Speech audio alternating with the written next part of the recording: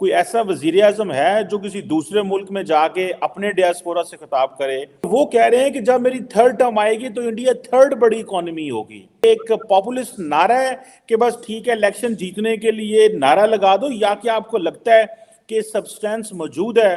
कि उनकी एक लिस्ट है अकॉम्प्लिशमेंट्स की, ये नहीं कि सिर्फ वो पॉपुलरिज्म एक ऑप्टिक्स पे ही काम कर रहे हैं, he is delivering at the same time. जिस तरह आप उसकी मिसाल आपने खुद ही दे दी है कि तीसरी टर्म के अंदर तीसरी बड़ी इकॉनमी, चंद्रयान भी डिलीवर किया उन्होंने। फिर उसके बाद आप देखिए इस वक्त रेड सी के अंदर किस तरीके से वो अपनी ट्रेड को प्रोटेक्ट कर रहे हैं, राइस एक्सपोर्ट को प्रोटेक्ट कर रहे हैं। जिस तरीके से अगर रशिया से तेल लेते रहे हैं, अगर वहां से खदशा आया तो साथ ही वेनेजुएला पे उन्होंने कैपिटलाइज करना शुरू कर दिया। तो ये चीजें तब आती हैं जब आपके अंदर प्राइड मौजूद हो, आपके अंदर नेशनलिज्म मौजूद हो। मैं I am taking notes on it, और जिसकी मैं हमेशा ख्वाहिश करता हूं कि शायद मेरी मादरे मिल्लत को भी ऐसा कोई लीडर मुयस्सर आए जो नेशनलिस्ट हो, जो कहे मुंह से कि मैं पाकिस्तानी हूं। वो जाके सिर्फ डायस्पोरा से खिताब ना करे, उनको प्रमोट करे। अब इस वक्त सबसे बड़ा इसमें मैं समझता हूं आज की बात नहीं है, सिर्फ इसमें अकेले मोदी साहब का कमाल नहीं है, कमाल उन लोगों का भी है जिन्होंने भारत के अंदर institute of technology, Indian institute of technology की बुनियादें रखी थी। वो कौन थे? नेहरू थे, मौलाना आजाद थे। मौलाना आजाद कौन थे? भारत के पहले एजुकेशन मिनिस्टर थे जो 10 साल मुसलसल मिनिस्टर रहे। मैं उन पे आजकल रिसर्च कर रहा हूं। I am very much inspired by him as well. He was very nationalist, Indian भारतीय थे। वो अपने आप को इंडियन कहते थे, और बल्कि वो तकसीम के खिलाफ थे, पार्टीशन के खिलाफ थे। मैंने शायद आपको बताया होगा कि उनके ख्यालात क्या थे। वो कहते थे कि अगर मुसलमान पाकिस्तान के, बांग्लादेश के और भारत के इकट्ठे रहें तो ये खिता बहुत ज्यादा तरक्की कर सकता है। बल्कि इसको एक मैं सपोर्टिंग आर्गुमेंट ये दूंगा कि उस वक्त ब्रिटिश तजर्बा कर चुके थे अमेरिका को ना तोड़ के। 1776 का तजर्बा था, फिर अमेरिका ने उनको गारत कर दिया, डबो कर रख दिया। तो वो दोबारा गलती नहीं करना चाहते थे, वो तोड़ना चाहते थे। ये भी एक थ्योरी मौजूद है कि वो डिवाइड करके जाना चाहते थे सब कॉन्टिनेंट को, कि कहीं दोबारा एक नया अमेरिका ना बन जाए। अब उससे आगे चलते हैं कि 60 से 65,000 डायस्पोरा जो था रजिस्टर्ड था। जो स्पोर्ट्स कॉम्प्लेक्स के अंदर मोदी साहब का स्वागत किया गया, वहां पे 60 से 70,000 65,000 डायस्पोरा वाज रजिस्टर्ड। अब उसके बाद मैं ये बताना चाहूंगा, 7वां दौरा है मोदी साहब का। अहलन मोदी इसका नाम रखा गया है। और उसके बाद मैं समझता हूं कि ये अगर इसको इनडायरेक्टली आप ये कहें कि मोदी साहब की कैंपेन का हिस्सा ही है, ये बिल्कुल कैंपेन का हिस्सा। उसके बाद वहां पे जो मंदिर 27 एकड़ के अंदर बनेगा वो भी कैंपेन का हिस्सा है। और ये फर्स्ट टाइम हुआ है, और मैं मोदी साहब की स्पीच सुनी है जो उन्होंने वहां के जो सदर हैं या किंग हैं उनके साथ और उनकी कैबिनेट के साथ बैठ के उन्होंने हिंदी में स्पीच दी है कि किस तरीके से उन्होंने सिर्फ एक दफा किंग से पूछा था कि यहाँ पे जगह दी जाए, और फौरन उनको जगह देके अकोमोडेट किया गया मंदिर के लिए। साउथ एशिया का सबसे बड़ा मंदिर बन रहा है। मैंने कुछ उसकी तस्वीरें देखी हैं, और मैं खुद वैसे आपको ये भी बताना चाहता हूँ कि मैं भारत जा रहा हूँ। भारत से वापसी पे I am stopping by in Abu Dhabi, और मैं अबू धाबी के अंदर वहाँ एक मस्जिद बड़ी मशहूर है, वहां जाऊंगा, इस मंदिर में भी जाऊंगा। मेरे साथ जसदीप साहब होंगे शायद वहां पे, जो गुरुद्वारा होगा। वैसे मैं पहले दुबई के गुरुद्वारा में गया था, तो मैं देखूंगा। मार्वलस है, is a piece of architect. मुझे आर्किटेक्ट का बड़ा शौक है, तो I would love to go see it. New Jersey के अंदर भी जो मंदिर इन्हीं का बना है बीएपी वालों का, तो मैं यहाँ भी जाऊंगा। तो ये एक कैंपेन है इलेक्शन की। सिर्फ एक ही इस वक्त इशू जो है वो मोदी साहब की जो चल रहा है, किसान मोर्चा दोबारा शुरू कर दिया है, जिसपे इस वक्त यहाँ पे तो मजाक ही हो रहे हैं, गलत कर रहे हैं जो कुछ भी कर रहे हैं। 12 डिमांड्स हैं, जिनमें से ज्यादातर डिमांड्स ना पूरी होने वाली हैं, ज्यादती है। पिछली दफा जो मोर्चा इनका किसान मोर्चा कामयाब हुआ था, शायद उसकी वजह से ये इन्होंने शायद कारोबारी बना लिया, या फिर जब भी बोर होते हैं तो मोर्चा लगा लेते हैं। अच्छी बात तो नहीं है इलेक्शन के पास।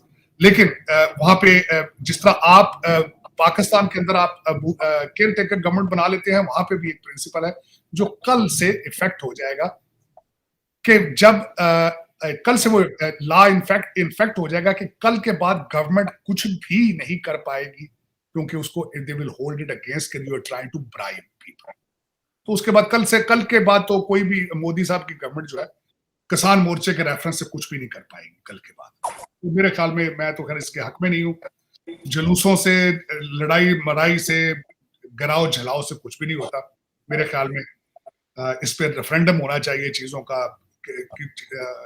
कहते हैं भारत के अंदर तो जमहूरियत सबसे बड़ा कहते हैं इंतकाम होता है, भारत में तो जमहूरियत हमेशा चलती है, बजाय इनको चाहिए बैलेट के साथ इसको डील करें।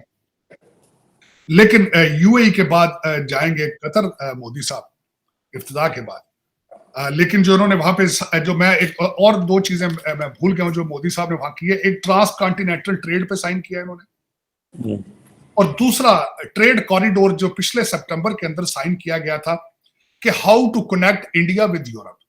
जो ममालिक उसमें थे पिछले सितंबर में, सऊदी अरेबिया, जॉर्डन, यूएई और इजराइल, उसमें सिर्फ एक यही स्टॉपेज है जो 4 महीने से जंग चल रही है, लेकिन they are already meeting and talking about the same trade corridor.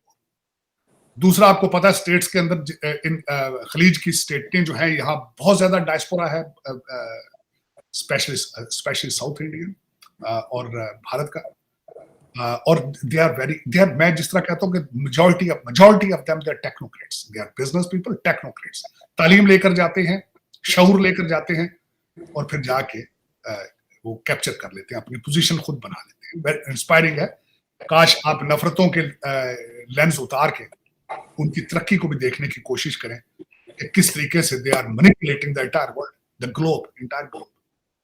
अब इसके बाद मैं बात करना चाहूंगा कि पाकिस्तान के अंदर जहां पे दूसरी साइड पर दूध की नहरों का बंदोबस्त किया जा रहा है, आपके पाकिस्तान में क्या हो रहा है, सियासी मंजरनामा पेश करने की कोशिश करूंगा, जहां आग की होली खेलने की ट्राई की जा रही है।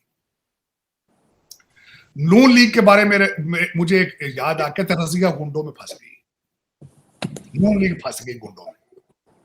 उसकी वजह यह है, बिलावल साहब ने बयान दे दिया है, उन्होंने कहा कि जी हम वोट देंगे, कैबिनेट में नहीं जाएंगे, लेकिन सदर बनने की ख्वाहिश है उनकी, गवर्नरशिप लेंगे, वो स्पीकरशिप भी लेंगे।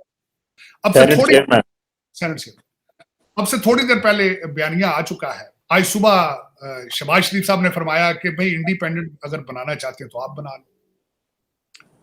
शायद वो भी बात नहीं बनी। 10 मिनट पहले की खबर ये है कि उन्होंने कहा है कि नून लीग और पीपल्स पार्टी मिलके, दूसरी पार्टियों के साथ मिलकर हुकूमत फॉर्म करने की तरफ they are moving forward with it.